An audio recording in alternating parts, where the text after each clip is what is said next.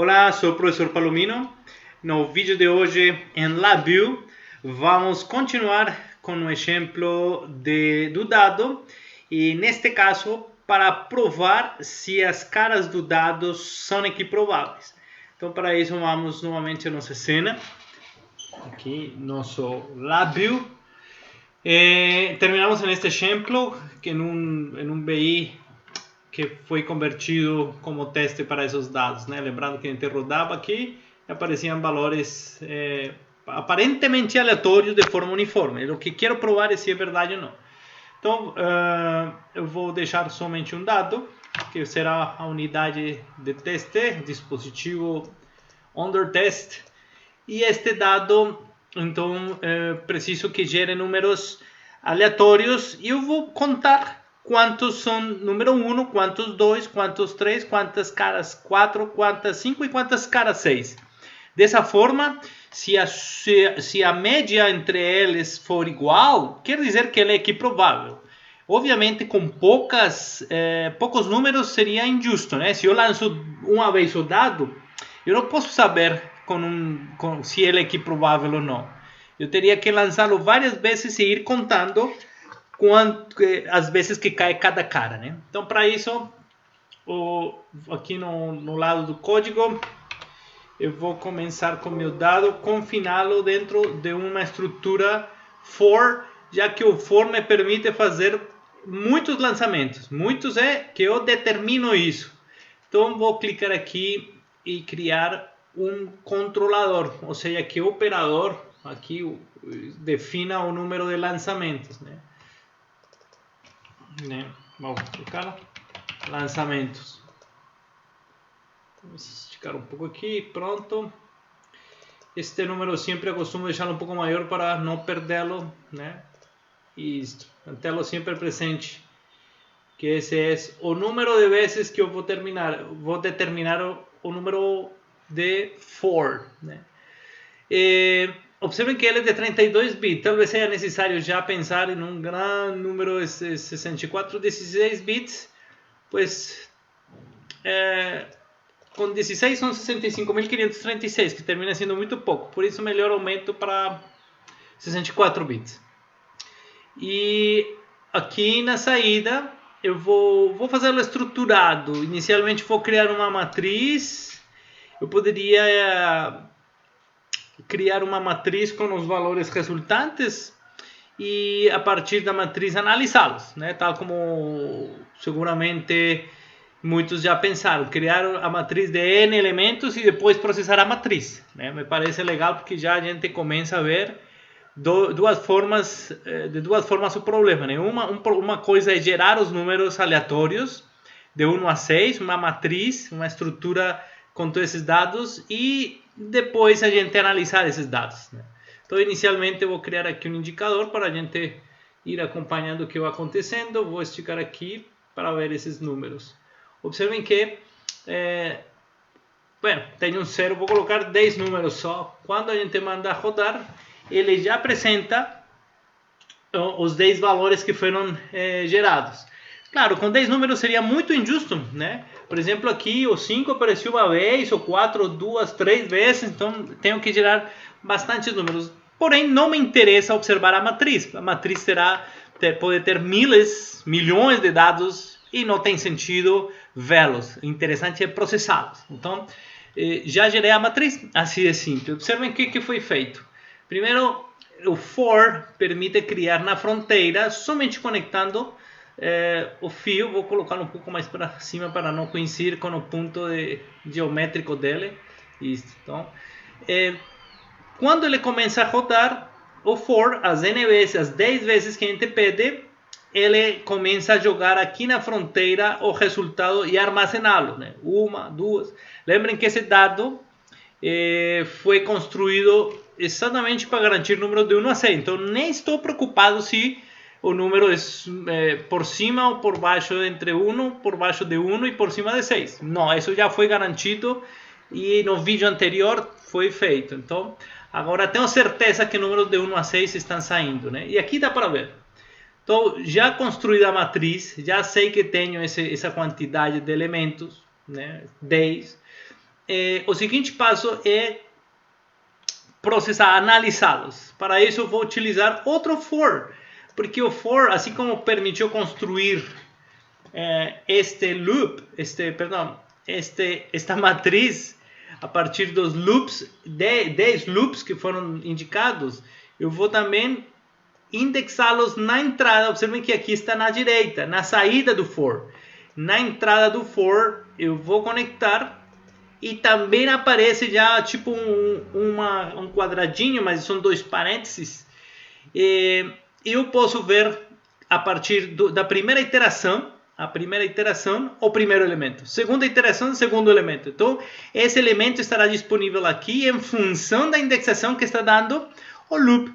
Então, o loop, como começa em 0, ele estará pegando o primeiro elemento 0, elemento 1, elemento 2, certo? Então, aqui é onde eu vou analisar se ele está ou não está gerando números aleatórios de forma correta. Por quê? Porque vou contar quantas vezes sai cada número. Então, para isso, eu vou criar aqui uma estrutura de tipo case structure para saber qual é o caso, né? Se é o caso de 1, de 2, mas lembrem que esta estrutura sempre aparece por padrão com duas opções, né? True ou false, né? True ou false, ó. True ou false. Mas quando eu conecto esta saída, seria, mas quando eu conecto esta matriz, ou melhor, o elemento da matriz, né? 1, 2, enfim, o elemento que seja a matriz, ele estará determinando o caso em que está, né? Como eu tinha somente dois casos, ele somente apresenta os dois casos, 0 e 1, né? Eu vou ter que definir os outros. Então, esses outros casos, a gente clica aqui, faz um clique direito e coloca add case. Pode ser after ou before, não tem problema na ordem, né? Mas vamos colocá-lo na ordem. 2, isto, add case after, 3, 4. Observe que ele vai numerando automaticamente, são inteiros, né? E 5 e 6. Aí está no 6 e o 0. O 0 é o padrão. Lembrem que numa estrutura switch, né, que seria a comparação, essa estrutura switch pode demandar um caso por padrão, né? Aquele caso que, se não se dá a condição do switch, ou seja, o número entre 1 e 6, cai na condição padrão, que não é o caso. O dado está garantido. Então, eu vou convertir o caso 1 como padrão, né? Então, aqui aparecerá make this case the default case, né? Isso. O 1 é padrão. E o 0 posso tirá-lo, selecionando o 0, clique direito e delete this case. Isso. Agora, preciso as variáveis. E aqui começa um assunto interessante, porque para Labview, as variáveis podem ser indicadores ou controladores. Então, inicialmente, eu vou colocar indicadores aqui no painel frontal, já organizando-os. Concordam comigo que essa matriz pois, não tem muito sentido, né? Eu vou diminuí-la aqui. E vou colocar os indicadores. Aqui estão os indicadores numéricos, né? Então, vou colocar aqui no 1. Vamos ver aqui, Ctrl C, Ctrl V. Já ele coloca o 2, Ctrl C, Ctrl V. Aqui errei, mas tudo bem. Este aqui, tiro este. Seleciono este, Ctrl C, Ctrl V. Ctrl C, Ctrl V. Estou fazendo isso para que ele me dê a sequência já dos números. Então, Ctrl C e Ctrl V. Observem que ficaram, né, os números já estão numerados, os nomes dos indicadores, né? 1, 2, 3, 4, 5 e 6. Lembrando que aqui estão as ferramentas para alinhação, né, para organizar os elementos, né? Então fica também rápido e fácil de que fique também bem apresentado. Então estão os valores de cada um desses. E aqui no código foram aparecendo também, né? Então, para o caso 1 estar aqui, vamos distribuí-los aqui já, vamos organizá-los. Para o número 2, claro que me permitam deixá-los menor, né? Vê-los menor.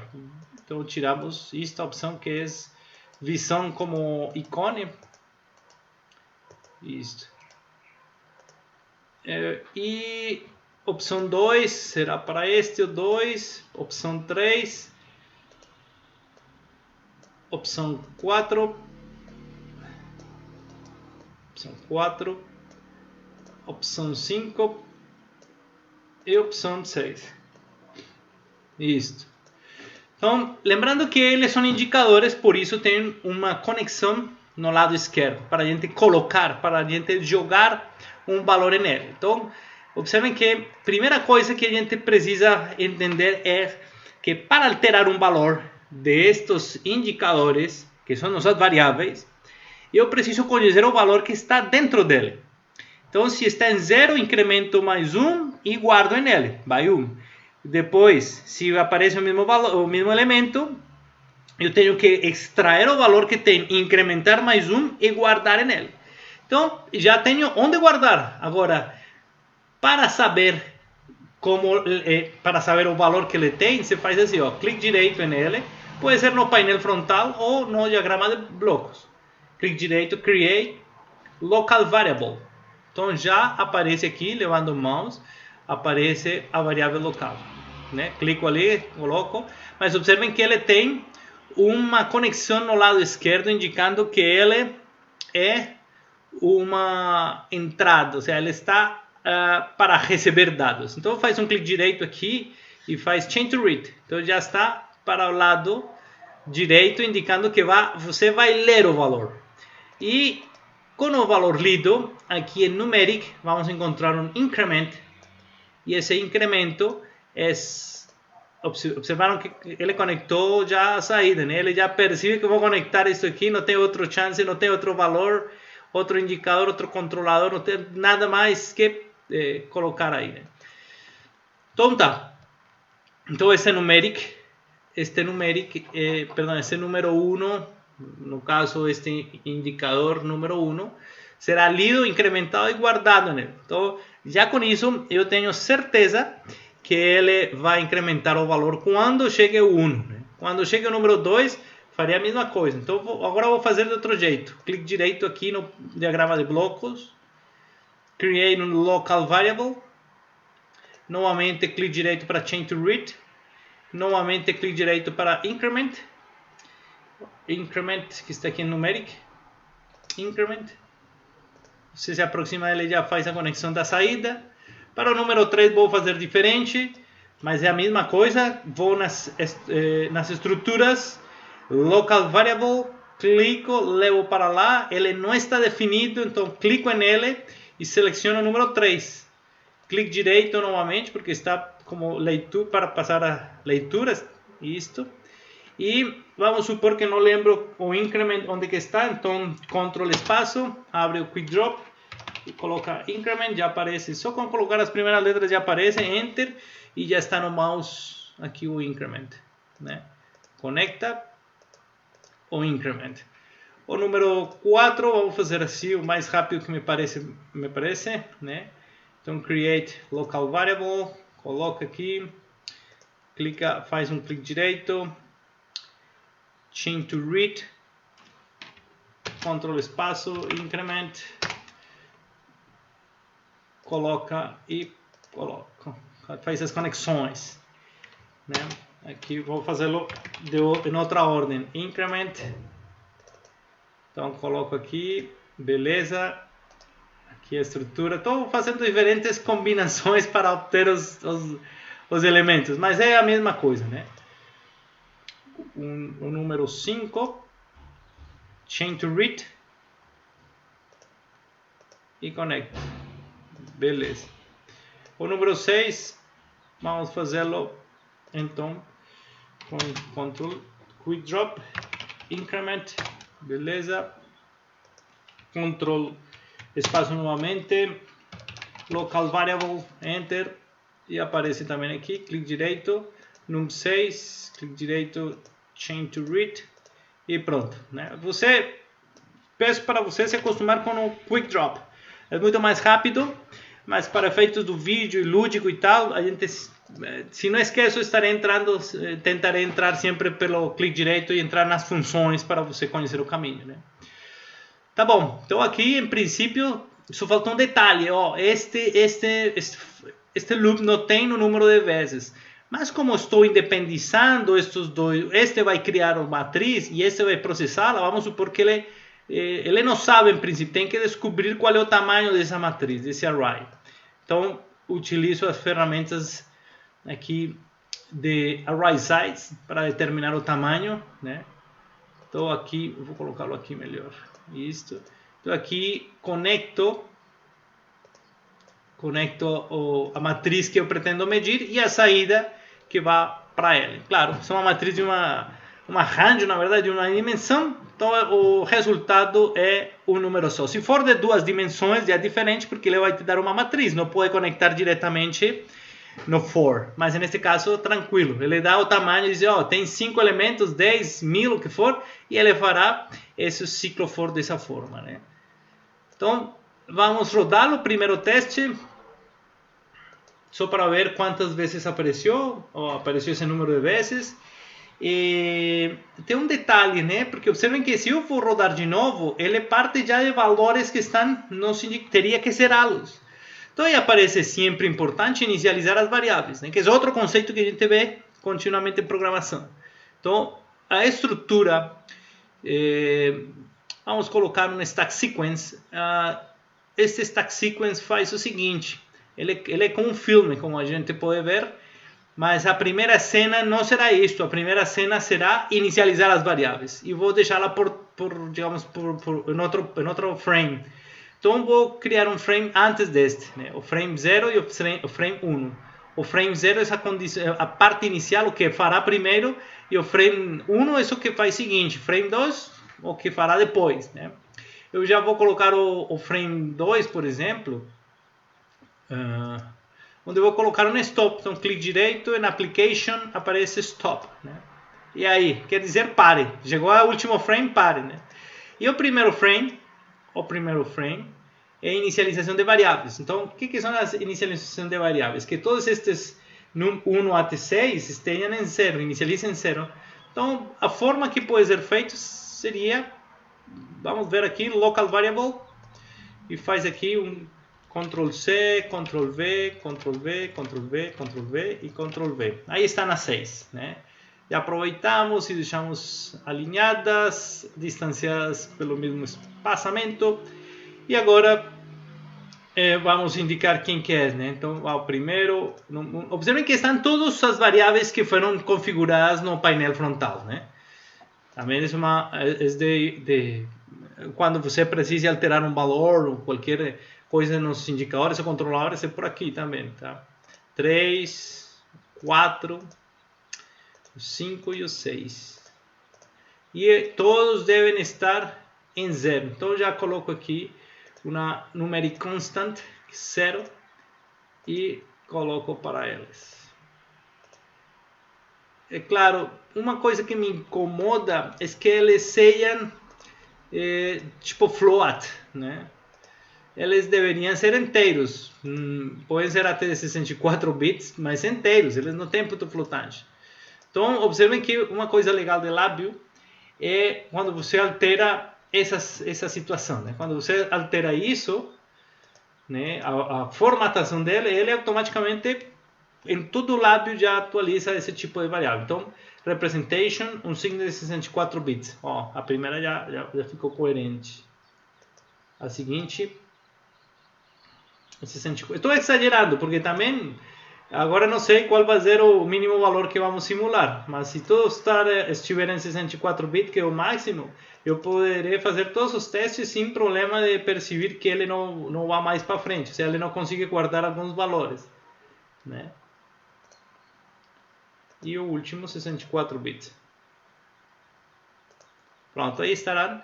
Observe que tem um pontinho vermelho. O pontinho vermelho indica que há uma incompatibilidade de tamanho de bits, mas não quer dizer que não vai funcionar, não. Quer dizer que tem que ter cuidado. Provavelmente este 0 não está em 64 bits. Então vamos já colocá-lo em 64 bits e pronto. Sumiu esse vermelhinho que indicava algum problema. Então já está tudo em 0. Primeira cena faz todo mundo estar em 0.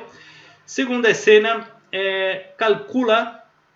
primeiro calcula a matriz e na sequência ele vai processar cada um dos dados para obter o total que foi gerado desses números. Então vamos rodá-lo uma vez, né? Observar que está aqui. Se você soma tudo isto, deve dar 10, né? Quer dizer que neste caso, o número 5 apareceu 0 vezes, o número 6 0 vezes, né? Rodamos novamente e aí vai aparecendo resultados diferentes, né? Por exemplo, aqui não apareceu o número 3 e o número 6, né? Mas eu não tenho como calcular aqui, determinar isso, né? Se é equiprovável ou não, vou ter que aumentar isso. Que tal uns 100 números? Ó, observem que está 16, 17, 18, 18, 14. Parece que tem uma aparição mais uniforme, né? Se eu coloco 10.000, né? 10.000 vezes, ao rodar me dá um número 1641, 1604, 1600, também são meio parecidos, né? Então, aparentemente, incrementando o número de simulações, eu vou tendo melhores resultados. Para refinar meus resultados, eu vou colocá-los, vou dividi-los por o número de lançamentos multiplicados por 100 para calcular a probabilidade dele aparecer, né? A probabilidade, a porcentagem que termina sendo a probabilidade dele aparecer, né? Então, o número que ele converge, ou seja, quando todos estejam muito parecidos ou igual, quer dizer que essa é a probabilidade desses números, né? Quando já o número não mude de forma importante, alguma casa decimal vem na quinta, sexta, não sei, uma casa decimal distante, quer dizer que essa é praticamente a probabilidade, de forma prática, né? Simulada. Então, nesse caso, eu posso fazer duas coisas: esperar a que ele termine para eu fazer esse cálculo, ou ir fazendo o cálculo. Eu não recomendo fazer o cálculo na mesma hora que ele vai calculando, vai incrementando, porque faz o programa mais demorado. Ele demora muito, ele começar fazendo essas operações, ele poderia só no final fazer a operação que divide pelo número total de lançamentos. Aqui ele estaria continuamente dividindo, estaria mostrando o valor que vai sendo gerado da probabilidade inicial e finalmente como ele converge, que é uma coisa que pues, não vou mostrar neste exercício, né? Vamos deixá-lo para um segundo vídeo. Neste inicial eu vou fazer depois. Então vou criar um frame, um resultado depois, perdão, sim, um frame depois, para criar o resultado após dele calcular quantas vezes apareceu nessa matriz, ou seja, nos lançamentos do dado, eu vou calcular então a probabilidade. Então vamos criar aqui um frame after. Lembrem que tinha um stop, mas esse stop passou a ser o terceiro, né? Eu coloquei antes este frame. Então, eu já tenho essas variáveis. Novamente, vou criar aqui, né, minhas variáveis locais, né? Ctrl C, Ctrl V, Ctrl V. Ó, aí estão as 6. Simplesmente coloco aqui, ali, vamos afileirá-las e distanciá-las de forma uniforme. Então, eu tenho que ter uma referência aqui. Aqui cliquei errado. Aqui, vamos deixar isso como 6 já. E essas aqui vou distanciá-las de forma uniforme. Aqui, pronto. Então, estas 6, 5, 4, o 3, o 2 e o 1. Pronto. Então, esses valores já foram... Aqui é para ler. Esses valores já foram gerados, já estão alimentados pelo passo anterior com o número de vezes que foi... que teve de aparição nessa matriz, né? Ou seja, as vezes que apareceu nos lançamentos. E aqui vou precisar dividir cada um deles por o número de lançamentos, né? Então, número 1 dividido pelo número de lançamentos. O número de lançamentos a gente tem ele em uma variável chamada lançamentos. Então, dá para também fazer um clique direito e criar uma variável local, né? Que é o número de lançamentos. Como ela é comum para todas, então vou deixá-lo aqui e alimentar cada uma dessas. Talvez vou precisar um pouco mais de espaço, vou deixá-lo aqui, né? Para não ter que incrementar o tamanho deste filme, deste Sequence Extractor, Stack Extractor, né? E pronto, vamos agora garantir as distâncias entre esses dois. Esse é este aqui, pronto. Então tá. E a cada um deles eu vou ter que fazer isto, né? Depois multiplico por 100 vezes 100 e obtenho o valor em porcentagem, né? Que seja dito de passo também, este número vai ser igual para todo mundo. Então são constantes em que vou criar um barramento, né? Ctrl C, Ctrl V, um barramento para todos igual.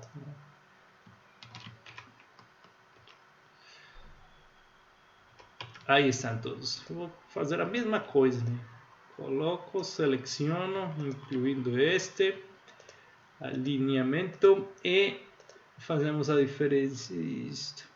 Talvez este vai ficar um pouco mais para baixo. Estamos tentando que já fique ele bem apresentado. Se for um relatório, então já fica pronto para você copiar e colar no relatório. Então a gente capricha também nisso, né?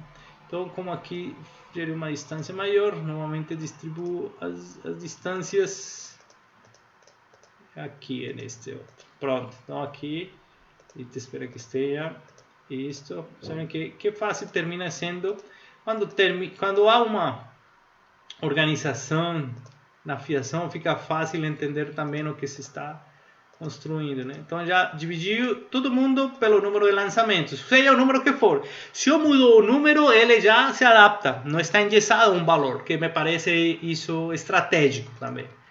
Ctrl C, Ctrl V, 2, 3, 4, 5, 6, pego o último aqui para colocar a referência. Deixa eu ver, vamos colocar aqui. Tive que esticar um pouquinho, beleza.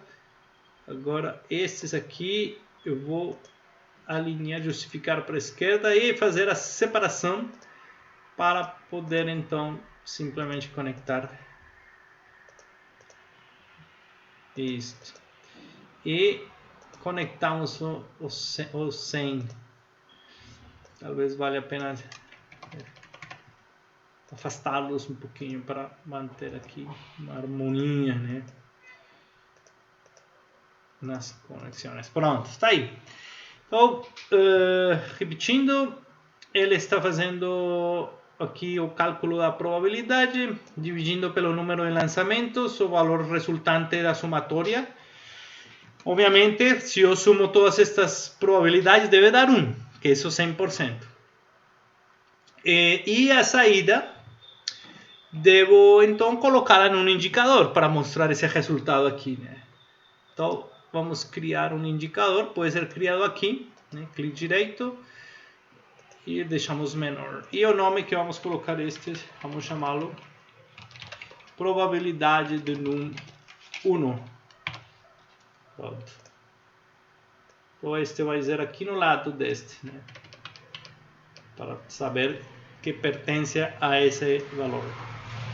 Ctrl C, Ctrl V, 5 e 6, pronto. E novamente conectamos aqui o último para ter certeza que vai nesta altura. Listo. Selecionamos todos, alinhamos para a esquerda e separamos de forma uniforme. Pronto. E agora é só conectar. Estão organizados. Perfeito. Isso, estão aí. E estes ficaram bagunçados acá, né? Vamos ter que dar uma ajeitada. O importante é que o número 2, 3, 4, o 5, 6 aqui, o 4 é para cá e o 5 é um pouco mais para cá. Isso, selecionamos. Novamente vamos justificar para a esquerda e separar de forma uniforme. Aí fica bem organizado. E vamos rodar. Temos um problema que diz que falta alguma coisa aqui, né? Então vamos ver. Lista de erros. Tem um cabo. Obviamente faltou multiplicar aqui este senhor. Ó. Pronto. E mesmo assim falta alguma coisa. Vamos ver. a uma divisão que falta. Muito bem. Isso. Pronto. Depois, já quando a seta fica assim, dá para rodar. Então, rodamos uma vez e aqui aparece 16.17, 16.99, 16.76. 16 já é um número importante, né? 16 parece que é o número inteiro, a parte inteira desse número que converge. 16, alguma coisa. Então, vou aumentar o número de simulações. Uma coisa legal com lábio é você poder melhorar a formatação do número que está observando. Então, para saber que porcentagem deveria ter uma porcentagem. Então, clique direito, propriedades. E aqui nas propriedades, data type. Deixa eu ver aqui. Display format. Formatação do display. E ele tem aqui um Advanced Editing Mode. E aqui simplesmente coloca o símbolo de porcentagem, né? Dá OK e aqui aparece, ó. Claro, poderia ter sido estratégico fazer isso antes de copiar e colar todos eles, ter feito essa formatação e quando copiar e colar já teria essa formatação, mas tudo bem. Vamos fazê-lo aqui o mais rápido possível, né? Porcentagem. OK.